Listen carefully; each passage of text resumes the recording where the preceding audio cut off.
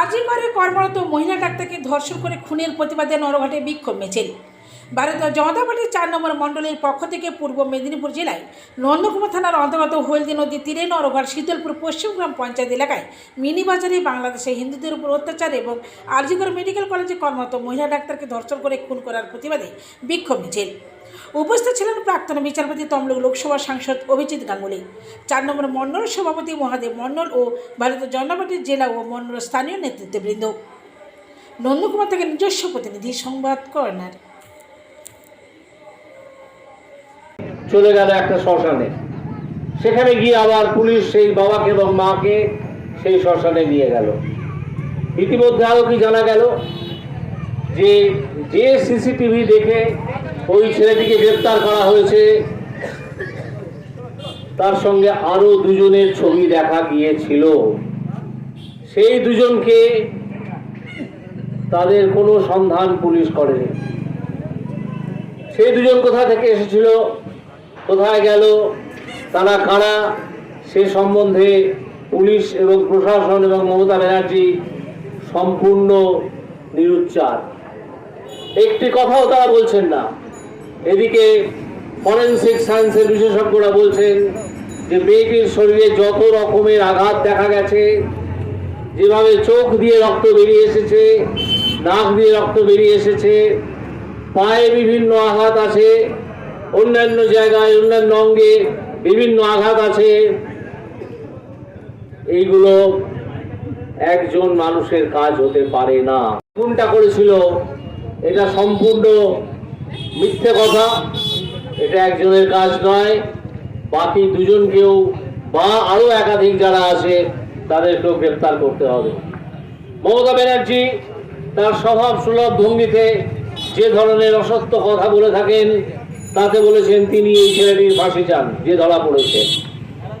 অথচ যখন কোনো অভিযুক্তকে গ্রেপ্তার করা হয় এই সব অভিযোগে, যে একটি মেয়েকে সে যৌন নিগ্রহ করছে এবং তাকে খুন করছে, তখন মেয়েটিও তো বাঁচবার চেষ্টা করবে। যে মানুষটিকে খুন করা হচ্ছে সেও তো বাঁচবার চেষ্টা করবে।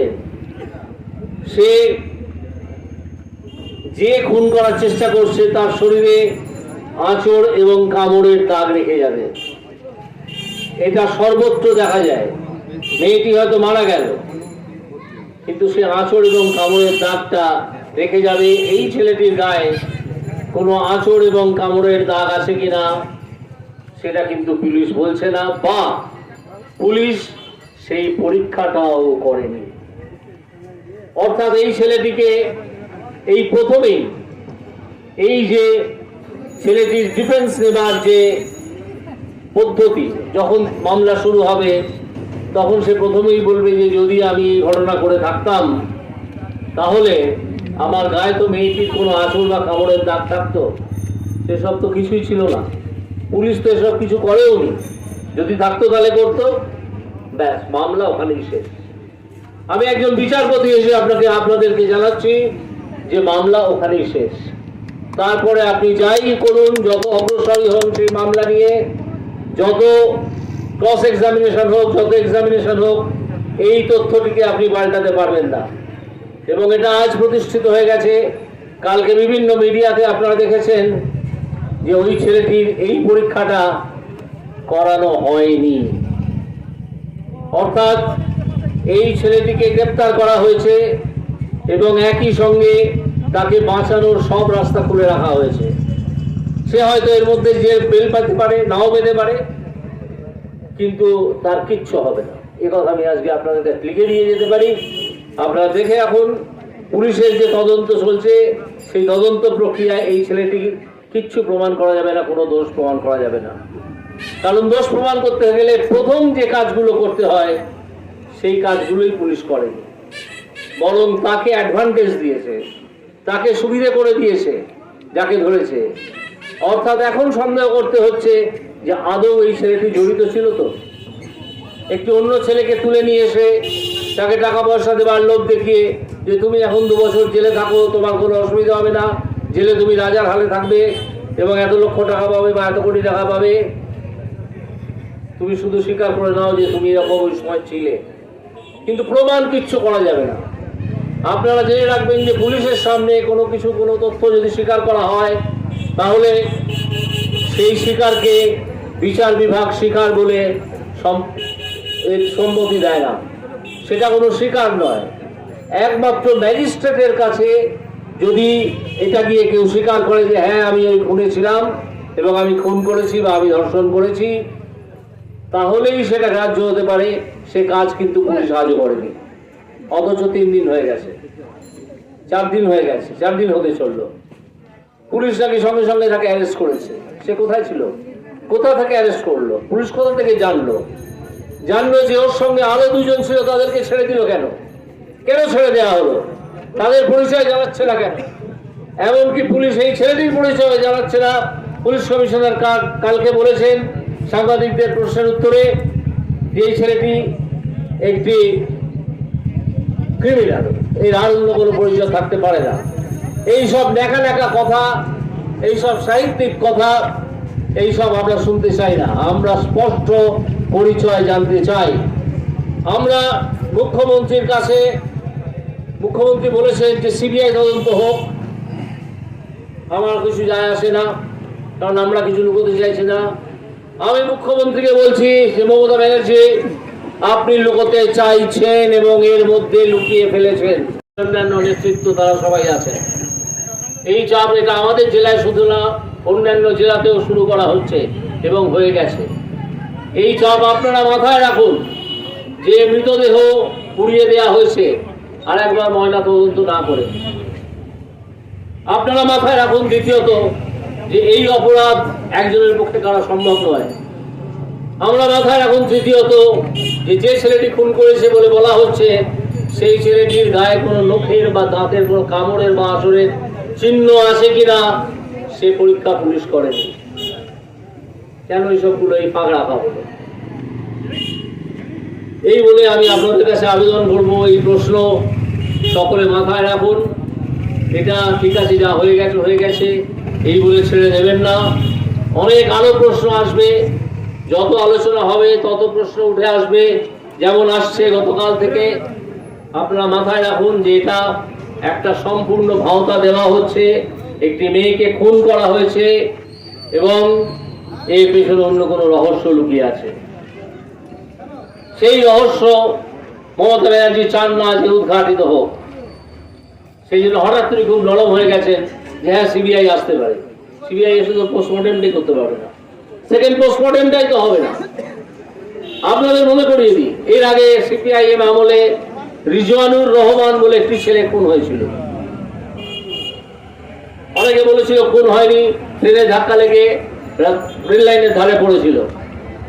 তারও কিন্তু এই তৃণমূল কংগ্রেস যদিও সেই আন্দোলন করছিল, তারও কিন্তু দ্বিতীয় পোস্টমর্টেম করেননি। তারা পোস্টমর্টেমের দাবি জানাননি। দ্বিতীয় পোস্টমর্টেম যদি রিজওয়ানুর রহমানের হতো, তাহলে আমি গোপন কথা আপনাদের কাছে বলতে চাই না, যা আমি আমার পেশার সূত্রে জেনেছিলাম, তাহলে ধরা পড়তো যে রিজওয়ানুর রহমান কিভাবে খুন হয়েছে। আজকে সেই অভিজ্ঞতার আলোকে আমি বলছি যে এটা একজনের দ্বারা নয়, এবং এটার কারণ শুধুই মাত্র একটি যৌন নিগ্রহ এবং খুন তা নয়, এর পেছনে আরো অনেক লম্বা এবং কালো দীর্ঘ হাত আছে। আপনারা এটাই মাথায় রাখুন, আলোচনা করুন নিজেদের মধ্যে। কোনো ডাক্তার থাকলে তাদের সঙ্গে আলোচনা করুন, দেখবেন কেউ বলবে না যে এই মেয়েটির শরীরে যতগুলো আঘাতের চিহ্ন পাওয়া গেছে, সেই আঘাত একই সঙ্গে রেপ এবং খুন করার সময় একজনের পক্ষে করা সম্ভব। যদি আপনারা জানতে পারেন, তাহলে আপনারাও নিজেরা যে কোনো সময় আমাদের সঙ্গে যোগাযোগ করতে পারেন যে হ্যাঁ এই ডাক্তারবাবু বলেছেন যে একজনের পক্ষে করা সম্ভব। একজন মানুষের দুটোর বেশি হাত থাকে না। মেয়েটির গলা টিপে মারা হয়েছে, এখানে একটা হাড় থাকে যাকে বল হাইওয়েড বোন, সেই গলার হাড়টি ভেঙে গেছে। শেষ মুহূর্তে গলাটা টিপে ধরা হয়েছিল। এত সহজে একজন মারা যায় না, সে কিছু চিহ্ন রেখে যায়। সেই চিহ্নের কোনো খোঁজ তল্লাশ পুলিশ করেনি। তাই আমি আপনাদের কাছে বলবো, আপনাদের যারা এখানে আসেন সকলের কাছে আবেদন জানাবো যে এই বিষয়টিকে ভুলে যাবেন না, মাথায় রাখুন। এটা তৃণমূল কংগ্রেসের মমতা ব্যানার্জির নতুন একটা ভাওতা।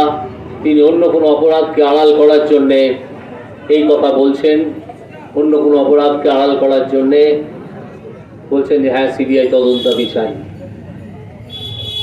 আজকে এইটুকু বলে আমি আমার বক্তব্য আপনাদের কাছে রাখছি, শেষ করছি। ওই একই অনুরোধ দিয়ে যে আপনারা বিষয়টাকে মাথায় রাখুন। দেখুন এর জল কত দূর গড়ায়।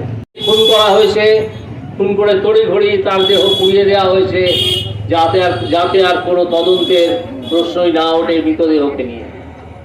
মৃতদেহ অনেক বেশি কথা বলে। আইনজীবী হিসেবে আমি জানি যে পোস্টমর্টেমের পরে যদি সেকেন্ড পোস্টমর্টেম হতো তাহলে আরো অনেক তথ্য বেরিয়ে আসতো, যা তৃণমূল কংগ্রেস এবং মমতা ব্যানার্জি এবং সেই অত্যন্ত কুখ্যাত ডাক্তার নেতা তাদেরকে বিপদে ফেলতে পারত। আপনারা নিজের অনুসন্ধান করুন। আপনাদের অনেক লোকজন আছে তারা বিভিন্ন জায়গায় বিভিন্ন হসপিটালের সঙ্গে জড়িত, যেখানে কোনো চোরাই অঙ্গ প্রত্যঙ্গের ব্যবসা হতো কিনা। আমরাও এটার খোঁজ তল্লাশ করছি। এই বলে আমি আবার বক্তব্য শেষ করছি। জয় হিন্দ, বন্দে মাতরম। দেওয়া হয়েছে, দ্বিতীয় পোস্টমর্টেম করার কোনো সুযোগ আপনি রাখেননি।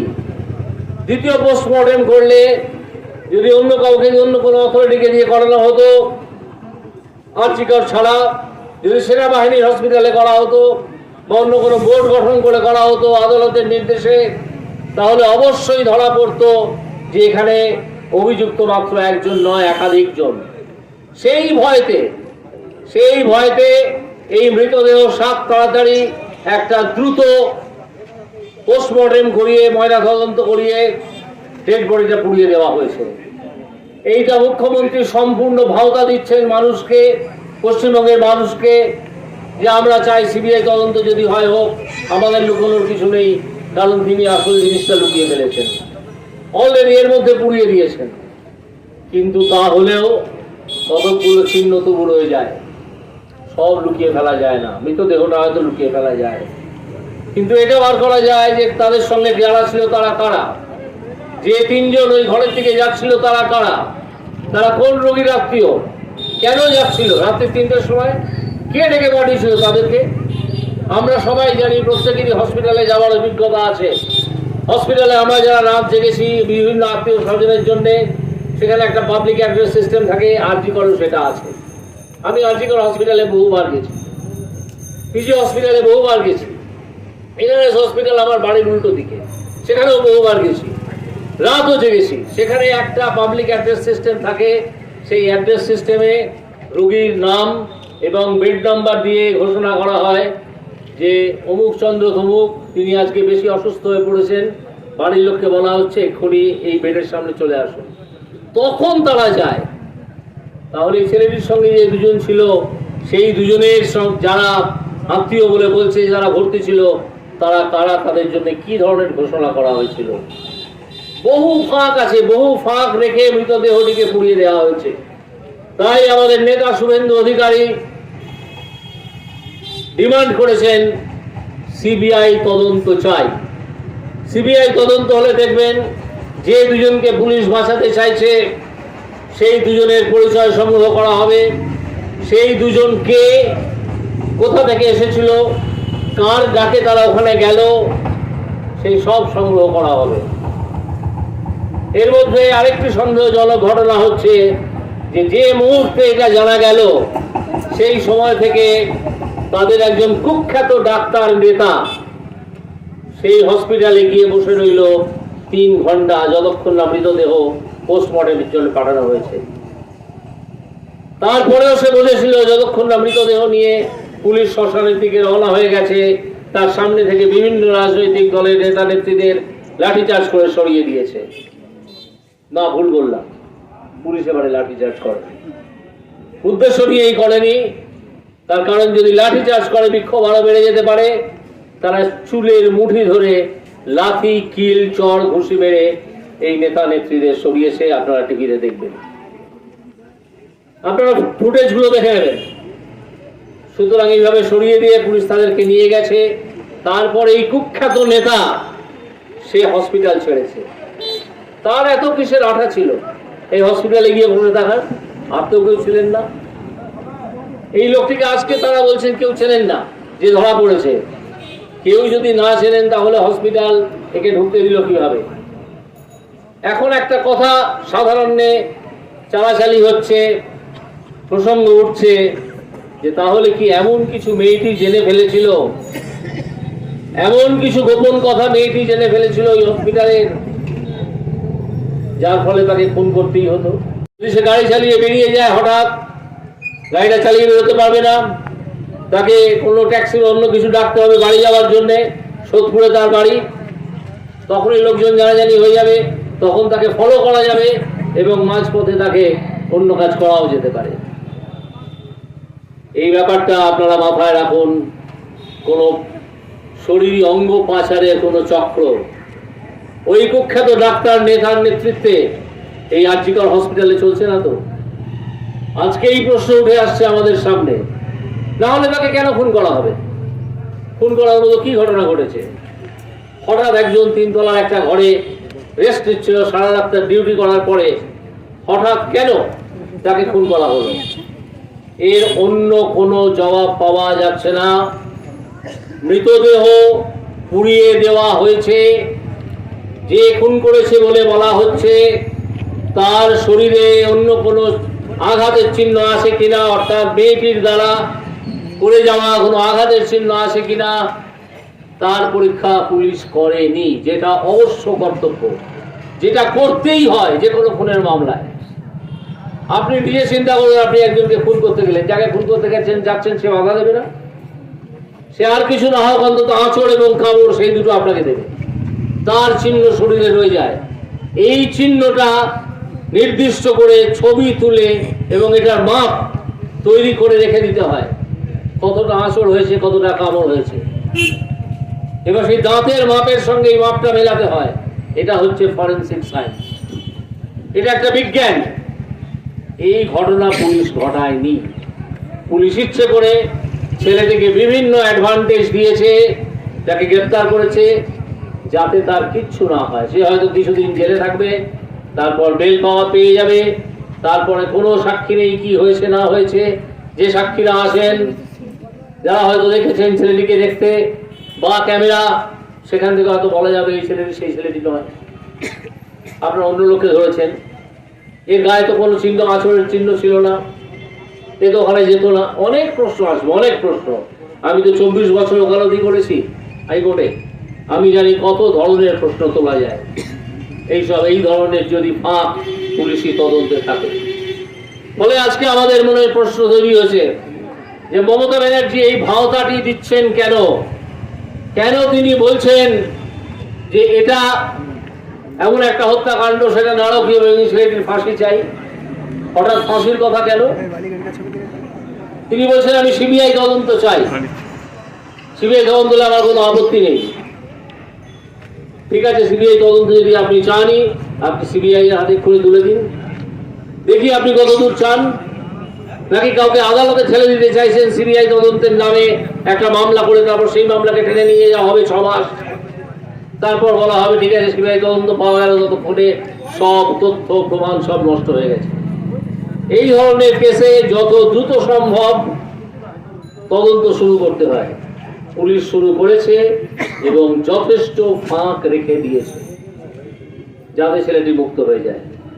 মৃতদেহ পোড়ানো হয়ে গেছে 7 তাড়াতাড়ি, পোস্টমর্টেম হয়ে গেছে 7 তাড়াতাড়ি।